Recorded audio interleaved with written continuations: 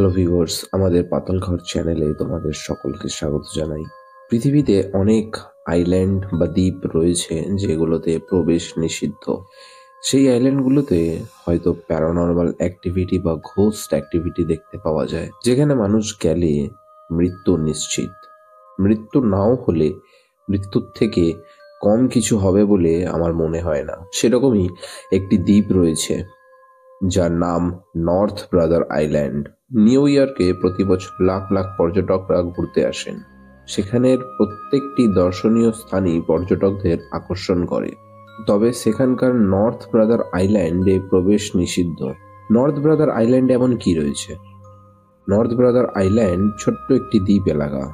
পুরো এলাকাটি আজ পরিত্যক্ত। জানা যায় সেখানকার সব বাড়িঘর পরিত্যক্ত হওয়ায় পর্যটকদের প্রবেশ নিষিদ্ধ সেখানে।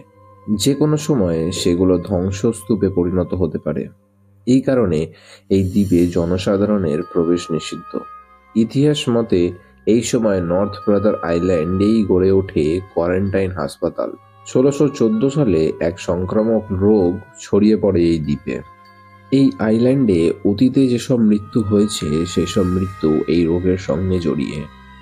1880 সালে এবং তারপরে 1940 সালে এই অঞ্চলে সংক্রামক ব্যাধি ছড়িয়ে পড়লে আক্রান্ত ব্যক্তিদের এই দ্বীপে নির্বাসিত করা হয়। যারা মারা গিয়েছিলেন তাদের সবাইকে এই দ্বীপে মর্গ বানিয়ে সংরক্ষিত রাখা হয়েছিল। এরপর 1951 সালে স্থানটি নেশামুক্ত কেন্দ্র হিসাবে পুনর্বাসন কেন্দ্র হিসাবেও চালু করা হয়। এরপর বিভিন্ন ভৌতিক ও রহস্যময় কারণে 1963 সালে নর্থ ব্রাদার আইল্যান্ড পরিত্যক্ত ঘোষণা করা হয়। তো ভিউয়ার্স, তোমরা কি ভাবো এই জায়গাটা নিয়ে? অবশ্যই কিন্তু জানিও। ভিডিও ভালো লেগে থাকলে লাইক, শেয়ার এবং সাবস্ক্রাইব করতে কিন্তু ভুলো না। Thanks for watching. আমি শিবায়ন। দেখা হবে তোমাদের সাথে পরের একটা ভিডিওতে। আজকের মতো এই পর্যন্তই। ধন্যবাদ।